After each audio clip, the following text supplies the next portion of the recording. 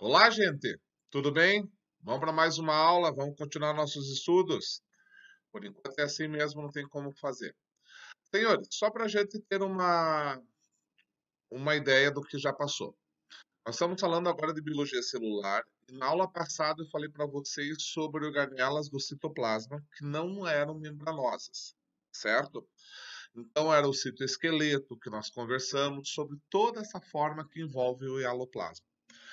Na aula de hoje, nós vamos falar com as organelas propriamente ditas e vamos falar sobre esse metabolismo que a célula produz. Quais são as funções que ela desempenha. Então, hoje a aula é muito importante para vocês, tá? Tem que gravar ela com ferro e fogo no seu coração. Gente, para que a gente entenda o que vai se passar na aula, eu vou pedir para vocês o seguinte. Primeiro, na sua apostila, eu pulei algumas partes. Não se preocupe, nós vamos retomar. É que eu gosto de dar biologia celular muito ligado às funções.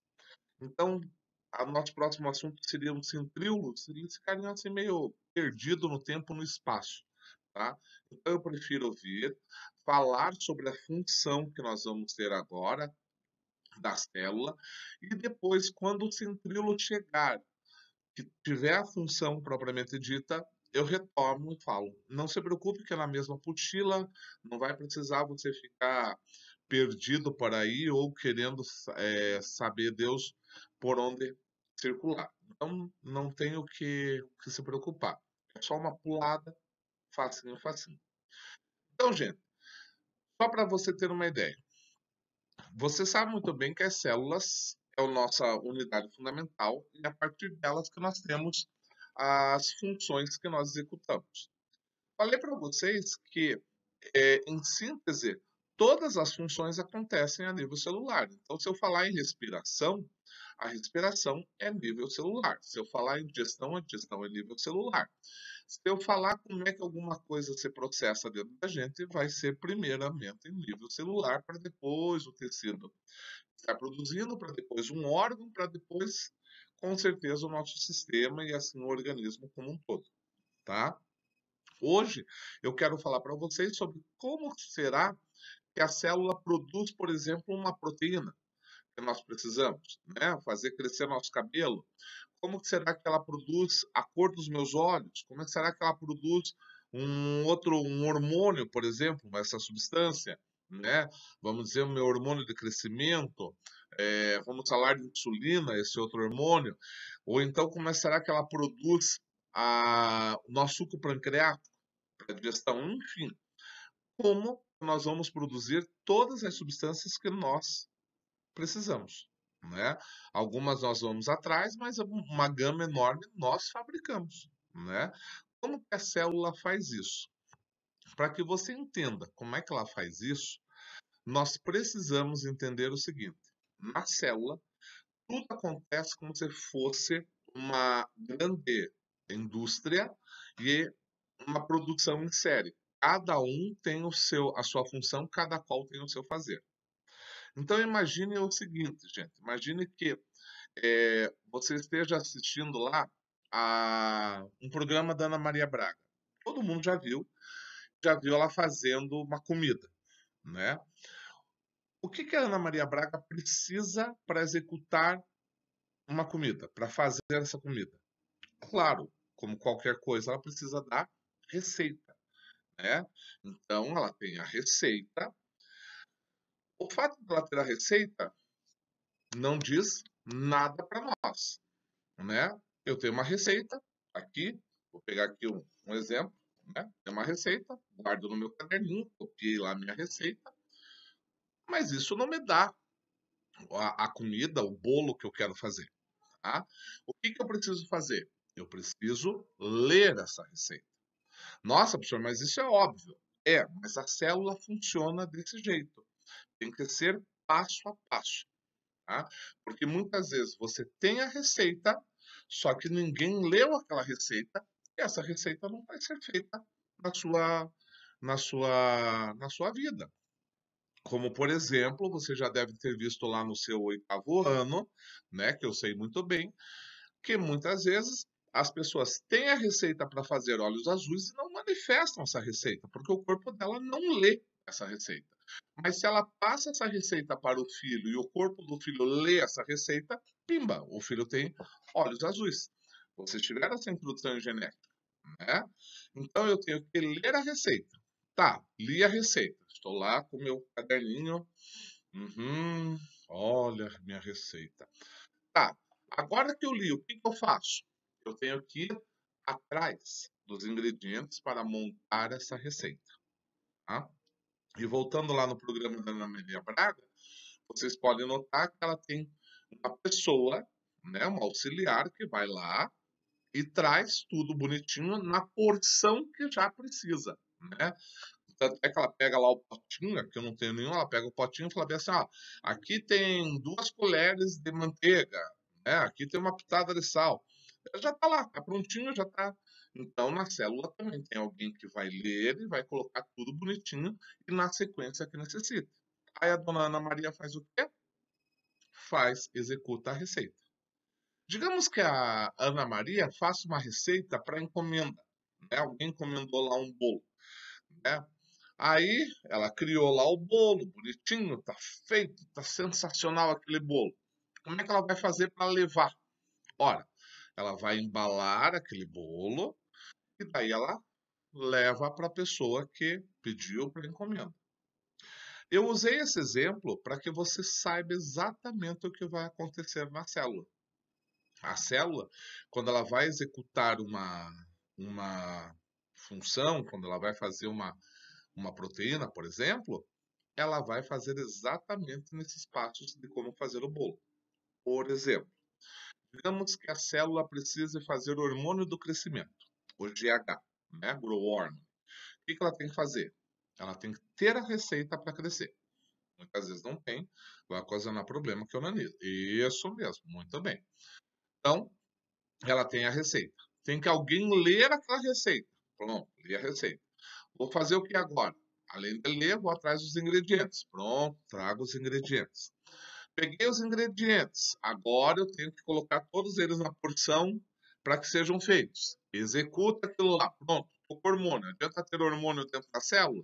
Não adianta para porcaria nenhuma. Então, o que que eu faço? Eu embalo e exporto da minha célula, mando para fora. É isso que acontece. Crescer cabelo, a mesma coisa. Para ter cabelo, eu preciso da receita. Vai alguém lá e lê a receita de como que faz cabelo.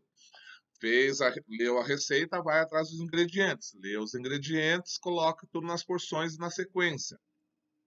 Viu como é que coloca, junta tudo, começa a crescer cabelo dentro da célula. Embala, manda para fora, sai o folículo ali capilar. Muito fácil. Então, toda substância que você queira imaginar que você crie dentro do seu corpo, é nessa sequência que vai ser feita. Precisa da receita, você lê a receita, vai atrás dos ingredientes, mistura os ingredientes, embala, manda embora. A não ser que a célula vá usar na hora para ela. Aí ela não precisa embalar. Ela já arremata ali mesmo. Mas se for um caso de exportação, é para fora. Suco pancreático. Leu a receita, vai atrás dos ingredientes, manda para fora, cai lá no estômago. Certo? Muito simples. Agora, a gente precisa saber quem, quem que vai ler, né? Quem que vai fazer, quem que vai embalar. Então, agora o que eu quero falar, mostrar para vocês é os atores da célula. E depois nós voltamos para comentar como é que é feito. Beleza? Então, os slides que eu vou apresentar agora são as organelas, que são os atores. Ou seja, quem que vai ler a receita, quem que vai atrás dos ingredientes, quem vai fazer, quem vai embalar. É essa a nossa aula. Facinho, né? Então acompanha comigo lá nos slides para você não se perder. Tá bem fácil essa aula. Acompanha lá comigo. Olha que interessante. Então, senhores, a primeira organela que nós vamos falar é o nosso amigo ribossomo. Tá? O ribossomo ele não apresenta membrana e por esse fato muitos autores não consideram ele uma organela. Eu vou pela maioria dos autores, a maioria fala que sim, é uma organela citoplasmática, então não vamos discutir sobre isso. Tá? Os ribossomos, como vocês estão vendo ali na foto, eles são feitos por duas subunidades, uma maior e uma menor, né? Como vocês podem estar vendo ali naquela foto de computação gráfica. Elas são constituídas por o que a gente chama de RNA ribossômico. Vocês já estudaram comigo RNA lá em bioquímica, né? Ácido do ribonucleico, então não tem problema. Então ela é formada por RNA ribossômico e proteínas. A função do ribossomo é síntese de proteínas. Então, o que ele faz? Né? Ele não só sintetiza. Se vocês estão vendo ali na foto, né, ele vai passando o RNA mensageiro e ele vai lendo e vai trazendo os ingredientes para colocar tudo na ordem. Tá? Os ribossomos eles estão presentes tanto em células procariontes como em células eucariontes. Eles estão presentes em todos os tipos de células. Né? Lógico, você vai ter uma maior quantidade de ribossomos quanto maior for a função de síntese de proteína que essa célula tenha. Né? Quanto menor, menor a quantidade de ribossomos, porque a gente não tem o porquê ficar tendo tantas coisas. Tá?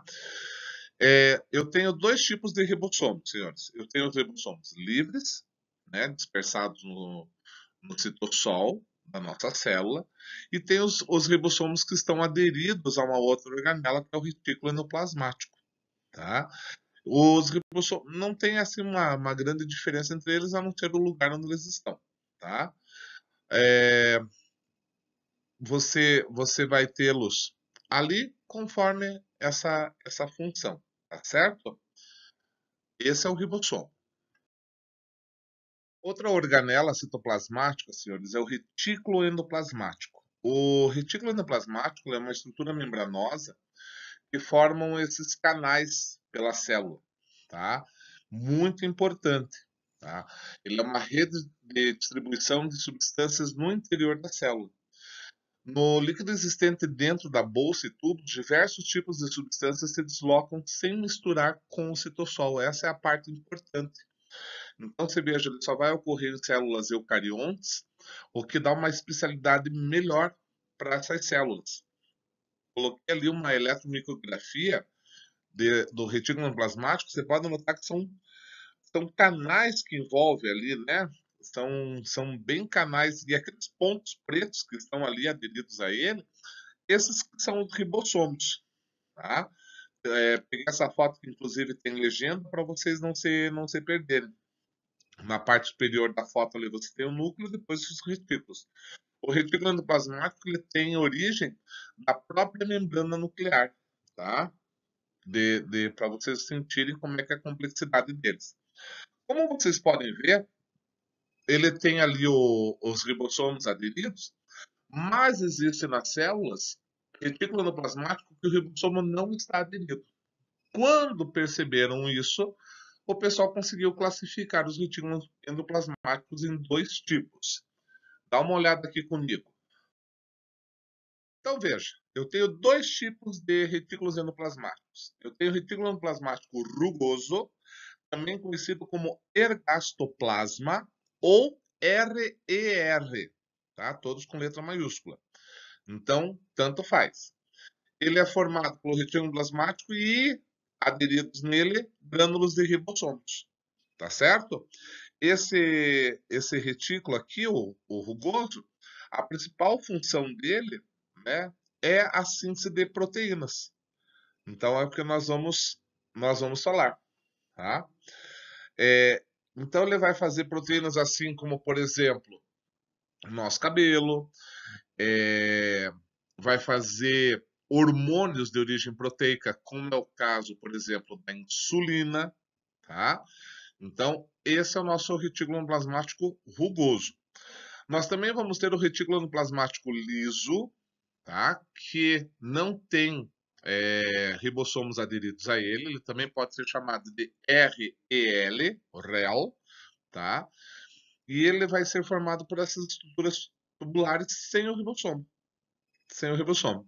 E a principal função dele vai ser a síntese de lipídios, tá? Então, que lipídio?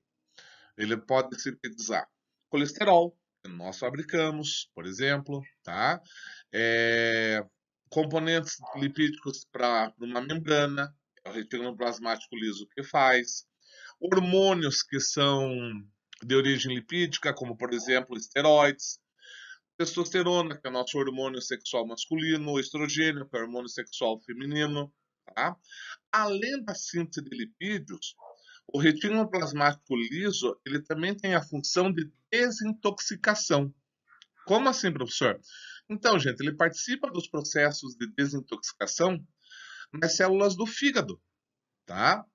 Ele absorve substâncias tóxicas, né? O fígado absorve substâncias tóxicas, vai para o retículo plasmático liso, ele modifica ou destrói elas de um jeito ou de outro, tá? Para que elas não causem danos ao organismo. Então, é a atuação do retículo nas células hepáticas que permite eliminar, por exemplo, parte do álcool, parte dos medicamentos e outras substâncias potencialmente nocivas que a gente possa ingerir. Então, é o retículo que vai fazer isso. Então, quando, sei lá, você sai para beber, é lá nas células hepáticas que vai haver essa desintoxicação, tá? Também uma outra coisa que ele pode fazer é armazenamento de substâncias. Então, por exemplo, dentro das bolsas do retículo liso, também pode haver um armazenamento dessas substâncias, né? Que nas células vegetais serão os vacúolos das células vegetais. Elas têm origem no retículo plasmático liso, tá? Que vão fazer esse acúmulo, tá certo? Então, ali todas as possíveis funções. A outra organela, senhores, se chama complexo golgiense. Antigamente, ela foi conhecida como complexo de Golgi, né? Mas hoje em dia nós não podemos mais dar nomes de cientistas a peças anatômicas, né? Então, foi mudado o nome para complexo golgiense ou golgiossomo. Olha que grande mudança, né? Uma beleza isso. Logicamente, ela foi chamada de complexo de Golgi porque foi uma homenagem ao seu primeiro pesquisador, aquele que descobriu, que foi Camilo Golgi, no século XIX, né? Então, o pessoal quis homenageá-lo. Mas, em resumo, o complexo golgiense ele é uma série de vesículas achatadas, como eu estou mostrando ali na eletromicrografia, dá para ver muito bem, muito boa essa eletromicrografia. Então, é como se ele fosse um bando de sacos vazios empilhados um no outro. Esses saquinhos, lógico, a gente não chama de saco, a gente chama de cisterna, tá? E eles possuem as suas laterais mais dilatadas, como vocês podem estar vendo ali no desenho da direita que eu coloquei para vocês, tá? Elas estão empilhadas uma em cima das outras. Muito fácil de você ver, tá? É, nessas cisternas que estão dispostas uma célula como uma pilha, há diferentes enzimas as quais variam de acordo com a posição da cisterna no complexo, tá? Se você olhar ali, essa, essas cisternas, elas estão assim, elas formam uma pilha, então a gente consegue falar sobre as duas partes delas. Então eu vou chamar as faces dessa cisterna, né, as duas faces dessas cisternas, de cis, face cis e face trans, tá? O que é a face cis para você poder entender? Ela é a superfície convexa. Então, quando o complexo Golgi está dobrado, né? Se você pode ver ali na eletromiografia, a face convexa, ou seja, é a fase da calota, né? Convexa, ela é mais aberta. Essa vai ser a cis. É ali que eu vou achar, por exemplo, é, o local onde está mais próximo do retículo plasmático. Tá? Então, nelas, as vesículas provenientes do retículo plasmático fundem sua membrana e liberam seu conteúdo. E a face trans é a face mais côncava, então é a parte de dentro. Ela é responsável por gerar vesículas que partem do complexo indo para outras partes da célula. Tá?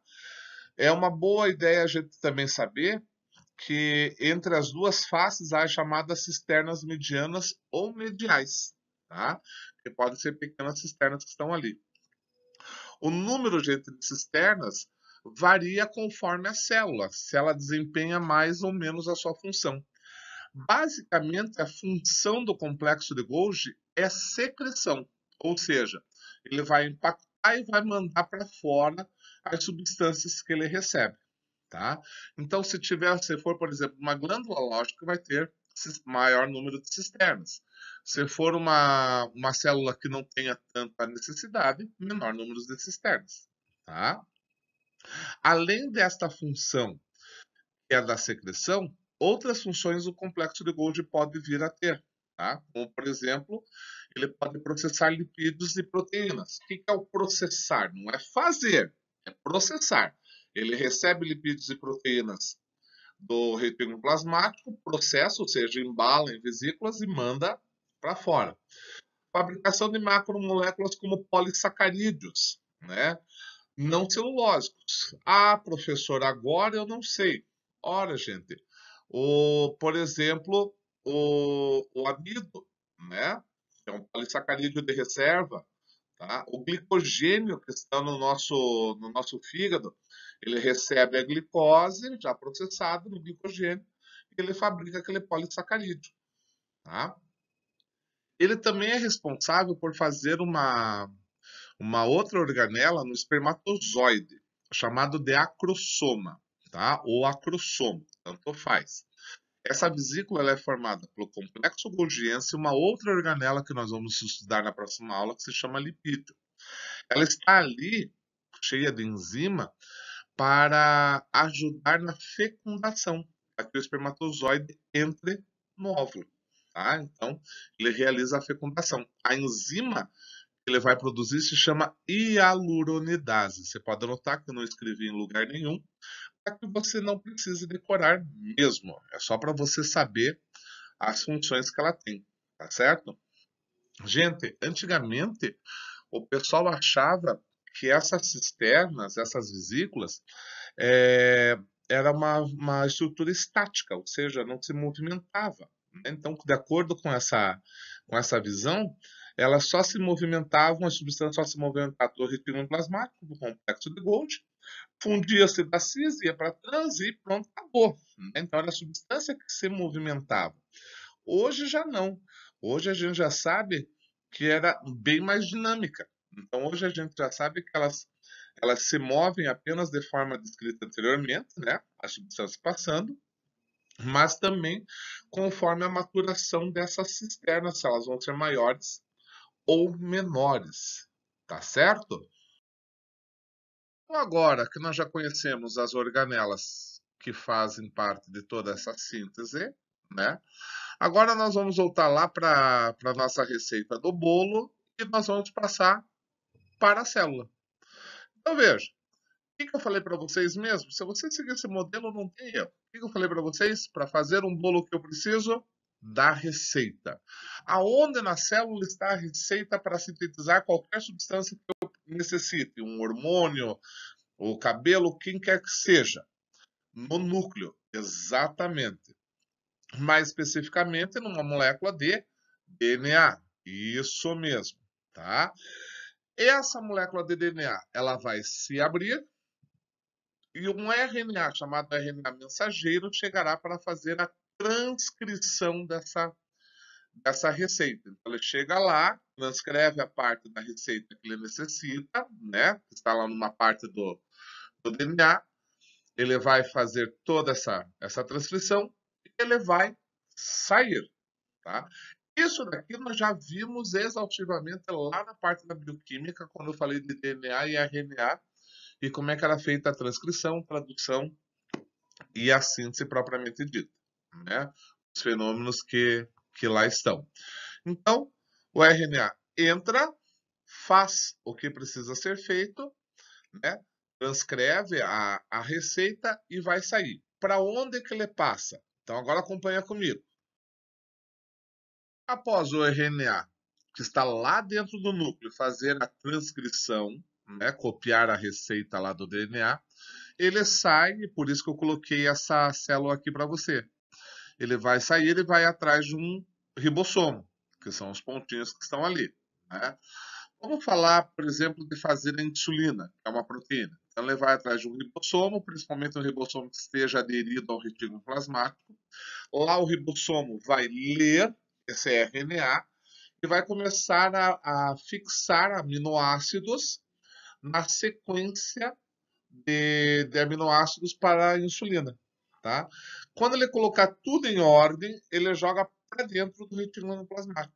O retículo plasmático vai sintetizar tudo isso daí, vai formar a proteína, vai fazer todas aquelas ligações peptídicas, tá?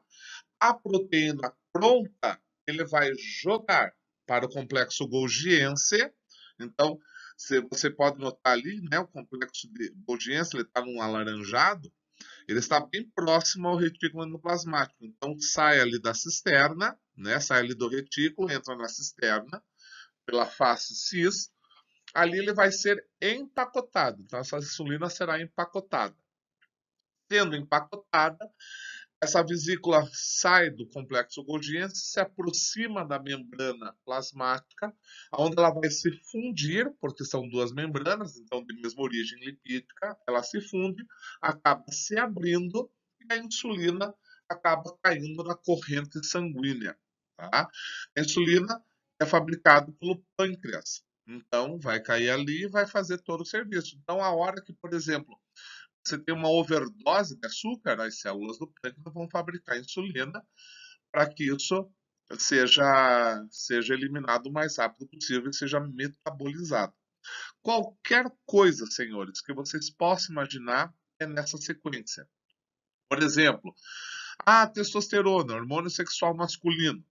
Vai lá, pega a receita da testosterona no DNA que está dentro do núcleo, a RNA copia, faz a transcrição, vem, tá? Agora ele não passa mais pelo retículo plasmático rugoso, passa pelo retículo plasmático liso, né? Que vai ler, passa pelo ribossomo, o ribossomo lê a sequência, porque agora a testosterona é uma gordura, então vai ler a sequência de ácidos graxos que necessita, passa agora para o retículo plasmático liso, fabrica a testosterona, vai para o complexo Golgiense embala e elimina, cai na corrente sanguínea, tá? Testosterona fabricada lá nos testículos, cai na corrente sanguínea, vai fazer toda a mudança que vocês bem conhecem, que começou na sua puberdade e está ainda em plena formação. Fácil, não é? Então, isso daí é uma célula em funcionamento. Essas são as organelas membranosas, tirando o ribossomo que não é membranoso, que nós possuímos, tá? Na próxima aula, a gente vai falar ainda do nosso amigo centríolo, que nessa foto ele aparece ali muito bem representado, tá certo? Mas isso é para uma outra aula, um outro assunto. Agora, acompanhe o que vocês têm que fazer. Agora, para fixar o nosso conteúdo, né? Uma tarefinha para vocês, nada que doa. Vá lá na sua apostila, na página 11, e faça o exercício 3. Nem todos os exercícios lá envolvem as organelas que eu falei hoje, então por isso que eu estou escolhendo. Então, na página 21, exercício 3. Na própria apostila, lá na hora de estudo, na página 36, o exercício 22 fala sobre esse assunto. E também você vai lá no caderno de atividades, na página 8, na página 9, o exercício 19 e o 20, tá?